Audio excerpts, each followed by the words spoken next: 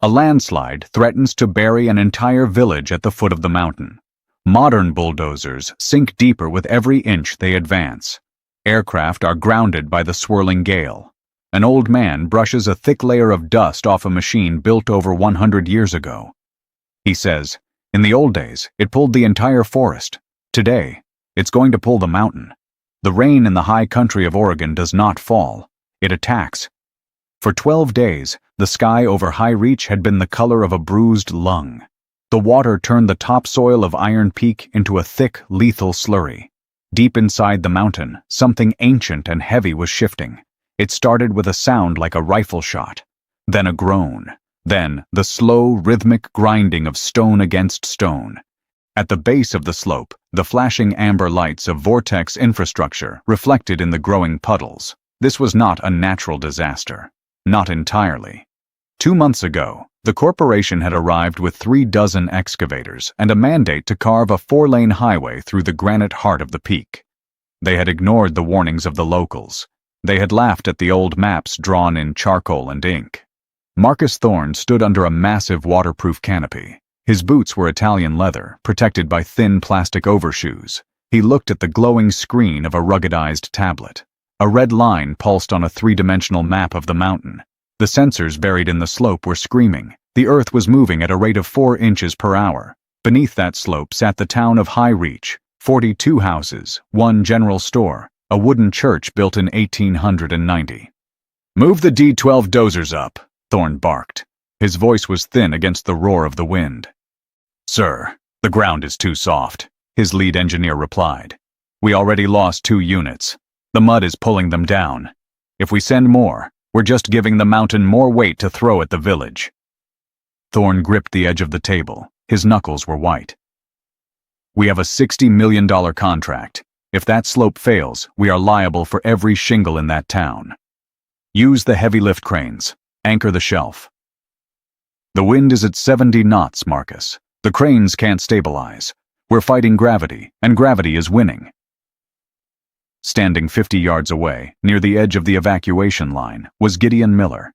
He did not wear a yellow high-visibility vest. He wore a heavy wool coat that had been patched so many times the original fabric was a mystery. He stood perfectly still. He did not have a tablet. He had a pipe, unlit, clenched between teeth that had seen 7 decades of hard winters. Gideon watched the mountain. He wasn't looking at the mud. He was looking at a single, jagged protrusion of black rock halfway up the cliff, the Keystone. He knew that if that rock tilted more than 5 degrees, the entire western face of Iron Peak would liquefy. Marcus Thorne noticed the old man. He hated the way Gideon stood. It was the posture of a man who knew something Thorne didn't. "You," Thorne shouted, pointing a gloved finger. "This is a restricted zone. Get to the evacuation buses, now." Gideon didn't turn his head. He spoke low, but his voice carried through the rain like the tolling of a bell. "Your yellow toys are useless here, son. You're trying to push against the mountain. You can't push mud. You can only lead it." Thorne let out a sharp, mocking laugh. "Lead it? It's 500,000 tons of debris. We have the most advanced hydraulic systems in the world, and they can't stop it. What are you going to do? Pray it away?" "I'm going to go get the mule," Gideon said. He turned and walked away into the gray mist. He didn't look back. His pace was steady. He didn't stumble on the slick rocks. He walked with the rhythm of a man who had measured this land in heartbeats. Thorne turned back to his screen. A new alert flashed. The movement had increased to 6 inches per hour. The advanced sensors were beginning to snap under the pressure. The world we live in today is obsessed with the new. We are told that faster is better, that silicon is stronger than steel, and that the wisdom of our grandfathers is just a collection of ghost stories. But there are moments, rare, terrifying moments, when the modern world breaks. When the electricity fails and the satellites go dark, we realize we have forgotten the fundamental laws of the earth. If you are someone who values the grit of the past, if you believe that a man's worth is measured by the callus on his palms and the integrity of his word, then you are home here. We tell these stories not just to remember, but to survive. Before we see what Gideon Miller finds in the darkness of his barn, take a second to join our circle. Hit that subscribe button. Not for us, but to keep these shadows of history from fading away entirely. You belong with those who remember. Gideon reached his property 3 miles down the valley. It was a place where the air smelled of pine resin and old grease. He walked past his modest cabin and headed straight for the long, low-slung shed at the back. The roof was made of corrugated tin, rusted to a deep burnt orange. He pulled the heavy sliding doors open. The hinges screamed in protest. Inside, the darkness was thick.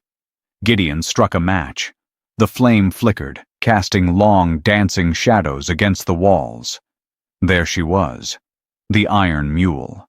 It was a Willamette-patterned steam donkey, built in the early 1900s. It was a massive, soot-stained beast of iron and brass. 2 giant cable drums sat at the front, wrapped in hundreds of feet of inch-thick braided steel line. Behind them sat the vertical boiler, a forest of rivets holding back the ghost of immense pressure. To a modern eye, it looked like a heap of scrap metal. To Gideon, it was a precision instrument. He reached out and touched the cold iron of the main drive gear. He felt the history. His grandfather had used this machine to clear the valley. His father had used it to pull the massive timbers for the High Reach Bridge. Gideon didn't hurry, but he had been prepared. For 3 days, as the rain lashed his cabin, he had kept a low, steady bank of coals glowing in the mule's belly. He knew the mountain's limits better than any computer, and he knew the breaking point was near. He grabbed a kerosene lamp and began the ritual. He checked the water glass. He opened the firebox and threw on a fresh armload of seasoned hemlock. Because he had tended the coals, the water was already simmering. It wouldn't take hours to wake the beast, only a matter of minutes to bring her to a scream. The mountain was screaming, but in the shed, there was only the sound of a man working. Gideon knew the math. He knew that a steam donkey, using a series of compound blocks, what the old-timers called the Humboldt lead, could exert a pull force that defied modern physics. It didn't rely on traction. It didn't care if the ground was mud or ice. It was anchored to the bedrock, and it would either move the object or snap the world in half. "Wake up, old girl," he whispered. The fire inside the Iron Mule began to roar, breathing with a low, rhythmic huffing sound. Gideon sat on an upturned wooden crate, watching the needle on the brass pressure gauge. It didn't stay at 0 for long. It began to climb, a slow, steady awakening of ancient power. He reached into the pocket of his coat and pulled out a small, leather-bound ledger. The cover was stained with the sweat of 3 generations. This was the smoking gun of the Miller family. It wasn't a book of poems or a diary of feelings. It was a book of weights, measures, and tensions. His grandfather had started it in 1896. He had mapped the density of the soil on Iron Peak before the first tree was ever felled. On page 42, there was a hand-drawn sketch of the very cliff face that was now threatening to liquefy. A red X was marked near a specific geological formation. Below it, in shaky but firm cursive, were the words, "The Keystone. If the mountain moves, do not fight the mud. Pull the tooth, and the jaw will settle." Gideon traced the lines with a thumb that was missing the top half of a nail, a souvenir from a snapped cable 40 years ago. He wasn't a geologist with a degree from a fancy university in Portland. He was a man who understood that everything in nature has a center of gravity. If you find that center, you own the object.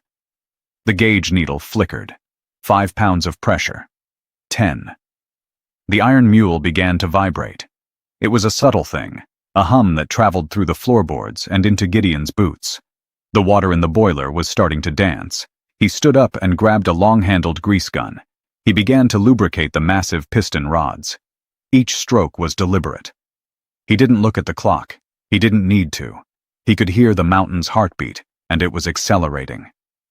Back at the disaster site, the atmosphere had shifted from professional concern to sheer, unadulterated panic. The Vortex Titan excavators, machines that cost more than the entire town of High Reach, were being swallowed. One of them had tilted at a 45-degree angle, its 30-ton hydraulic arm flailing uselessly against the slurry. The mud wasn't just water and dirt. It was a hungry, viscous predator. Marcus Thorne was screaming into a satellite phone. "I don't care about the insurance. I want the heavy-lift sky cranes here now." "Sir, The voice on the other end crackled through the static. "The wind shear at the canyon mouth is over 80 miles per hour. We can't fly a kite in this, let alone a twin-engine heavy lift. If we send a pilot up there, we're just adding a funeral to the bill." Thorne threw the phone into the mud. He turned to his lead engineer, a man named Henderson, whose face was the color of ash. "What about the anchors? We drilled those steel pilings 6 feet into the rock." Henderson shook his head, pointing a trembling hand toward the slope. "The rock is moving with the mud, Marcus. We thought the bedrock was stable, but the excavation for the highway cut too deep. We severed the shelf. The whole thing is sliding on a layer of wet clay 200 feet down. It's like trying to anchor a boat to a wave." Suddenly, a sound tore through the rain. It wasn't the sound of a modern engine. It wasn't the high-pitched whine of a turbodiesel or the hum of an electric motor. It was a scream, a long, mournful, metallic wail that echoed off the canyon walls. It sounded like a prehistoric beast rising from the earth. Thorne froze. What was that? Henderson looked toward the valley road. Through the sheets of gray rain, a shape was emerging. It moved slowly, ponderously. It was a flatbed trailer pulled by a tractor that looked like it belonged in a museum. And on that trailer sat a black, hulking mass of iron, spitting thick, oily smoke into the sky. The iron mule was alive. Gideon was standing on the back of the trailer, one hand on the steam throttle, the other on the brake lever. He looked like a specter from another century. The steam from the relief valve hissed around him, shrouding him in a white cloud. He pulled the trailer to a stop exactly 350 feet from the base of the slide. He didn't ask for permission. He didn't look at Thorne. He jumped down, his boots splashing in the knee-deep water, and began to unspool a secondary line, a straw line, used to pull the heavier cables into place. Thorne ran toward him, slipping and sliding in the mud. "Miller, what the hell do you think you're doing? This is a federal disaster zone. You can't bring that antique in here." Gideon stopped. He looked at Thorne. His eyes were as cold and gray as the Oregon sky. "Your machines use oil and sensors, son. They're smart, but they're weak. My machine uses the weight of the atmosphere and the heat of 1,000 logs. It doesn't know how to quit." "You're going to get yourself killed," Thorne hissed. "That cable snaps. It'll cut you in two." "Then I suggest you move behind the trailer," Gideon said calmly. "Because I'm about to pull the tooth out of this mountain, and it's going to be loud." Gideon pointed up at the Keystone, the black rock protrusion. "That rock is holding up 40,000 tons of debris. Your engineers tried to push it back. That's like trying to push a falling skyscraper. I'm going to pull it forward. I'm going to let the mountain fall where I want it to fall." Thorne looked at the mountain, then at the rusting steam donkey. He saw the doubt in his own engineer's eyes. They were looking at the iron mule not with mockery, but with a strange, desperate hope. They knew the math was failing them. They were ready for a miracle, even if it came wrapped in soot and rust. The rain felt like needles against the skin, but Gideon Miller didn't seem to notice. He was busy. He moved with a heavy, deliberate grace. He ignored the sirens. He ignored the red warning lights. He spent the next 30 minutes doing what Marcus Thorne's computer said was impossible. He didn't anchor the iron mule to the trees or the sinking excavators. He knew the mud was a moving river, and anything on the surface was a lie. He backed the trailer toward a specific spot he remembered from his grandfather's maps, a knuckle of solid bedrock that protruded like a tombstone from the earth. He wrapped massive, grease-stained anchor chains around this subterranean spine. The iron mule wasn't just sitting on the ground, it was bolted to the core of the world. Thorne looked at the massive chains, then at his own sinking equipment. "That rock won't hold," he yelled. Gideon finally looked at him. "That rock has been there since the flood, son. It's your highway that's moving, not the earth." Gideon's lead engineer, Henderson, stepped forward. He wasn't looking at Thorne anymore. He was looking at the way Gideon had rigged the blocks. "It's a 5-part line," Henderson whispered, his eyes wide. "He's quintupling the mechanical advantage. If that boiler holds, he's going to pull with over 200,000 pounds of force. The boiler will blow first," Thorne spat. "It's an antique. It's a bomb." Gideon climbed back onto the iron mule's platform. He didn't offer a speech. He didn't ask for a vote. He reached for the heavy iron lever that controlled the main drum. "Clear the line," he roared. His voice was a crack of thunder that silenced the wind. The townspeople of High Reach, who had gathered behind the barricades, went silent. They watched their history stand against their destruction. They saw the man who had mended their fences and fixed their tractors standing on a machine that had built their town. This wasn't just a rescue mission. It was a trial. Part 6 began with a hiss that sounded like 1,000 snakes. Gideon opened the steam chest. The iron mule didn't just move, it groaned. The massive drive gears, 2 feet across and made of solid cast iron, began to turn. The grease on the teeth sizzled as the heat from the friction built up. The main cable, 1.5 inches of braided steel, rose out of the mud. It shook itself like a wet dog, shedding water and clay. Then it went taut. Cling, cling, cling. The sound of the cable strands stretching was like a guitar string being tuned by a giant. Every person in the valley felt it in their teeth. The iron mule's vertical boiler began to rock on its mountings. Black smoke, thick as wool, erupted from the stack, swirling into the rain. Gideon stood at the center of the storm. One hand was on the throttle, feeling the vibration of the steam. The other was on the brake, ready to catch the load if a gear stripped. He wasn't watching the machine. He was watching the Keystone rock on the cliffside. "Come on, you bastard," Gideon muttered. "Move." The mud began to ripple around the black rock. The pressure was immense. The iron mule was screaming now, a high-pitched metallic wail of steam escaping the safety valves. The machine was at its absolute limit. The rivets on the boiler jacket were sweating. Thorne backed away. He saw the tension in the cable. If it snapped, the recoil would flatten everything within 100 yards. "It's not moving," he shouted. "You're just going to blow us all up." Suddenly, a sharp metallic pop echoed from the iron mule. A brass fitting on the primary steam manifold had fractured under the extreme pressure. A jet of superheated, invisible steam began to hiss out, screaming like a wounded animal. The pressure gauge needle began to quiver and drop. Gideon knew that a direct hit from that invisible jet of steam would strip the meat from his bones. He grabbed a heavy, wet canvas shroud and threw it over the manifold to baffle the spray. Using a 6-foot steel pipe as a cheater bar on his wrench, he stood back, his face scorched by the radiant heat, but staying clear of the lethal jet. He leaned his entire weight into the extension, teeth bared, forcing the fractured joint to seal under the sheer leverage of his rage. The hissing stopped. The needle on the gauge stabilized. Then it began to climb again. Gideon didn't flinch. He did something Thorne would never understand. He closed his eyes. He didn't need to see the mountain. He needed to feel it. Through the iron levers, through his boots, he felt the mountain's resistance. It was a stubborn, heavy weight, but it was brittle. He shoved the throttle to the stop. The iron mule let out a sound like a dying god. The pistons slammed back and forth so fast they became a blur.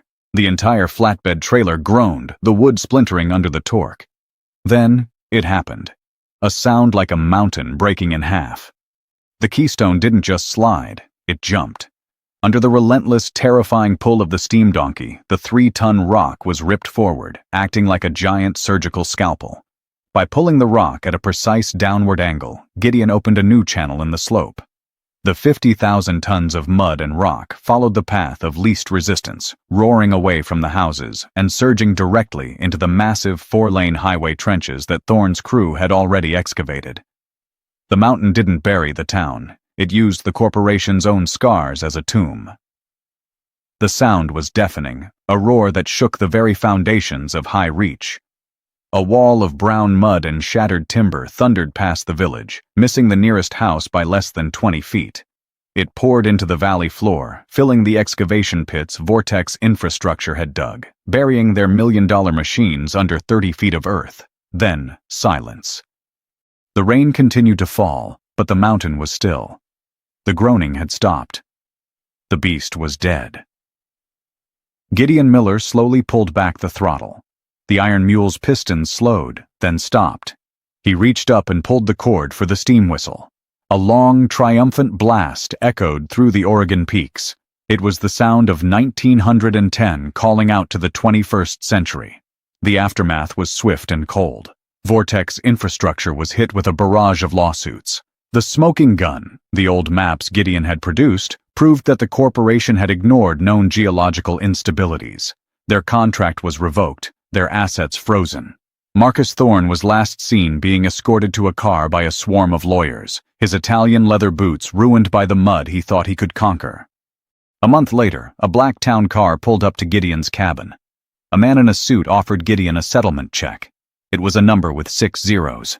A reward for saving the town and consulting on the mountain's stabilization. Gideon didn't look at the check for more than a second. He folded it and put it in his pocket. He didn't buy a yacht. He didn't move to a mansion in Portland. He bought 300 acres of the forest above the town to ensure no one would ever cut into that mountain again. He bought a new set of brass gauges for the iron mule. And he bought a headstone for his father's grave, carved from a piece of the black basalt keystone. Today, if you walk deep into the woods near High Reach, you'll find a long, low shed with a rusted tin roof. Inside, the air smells of pine and old grease. The iron mule sits in the shadows, cold and silent. But the brass is polished. The boiler is full of water, and the wood is stacked high. Gideon Miller sits on his porch, watching the clouds roll over Iron Peak. He knows that technology changes, and empires fall, and men like Marcus Thorne will always try to push the world around. But he also knows that as long as there is a man with a steady hand and a machine built with integrity, the mountain will always listen. The old man knocks the ash from his pipe, looks at his scarred, blistered hand, and smiles. The mountain is still.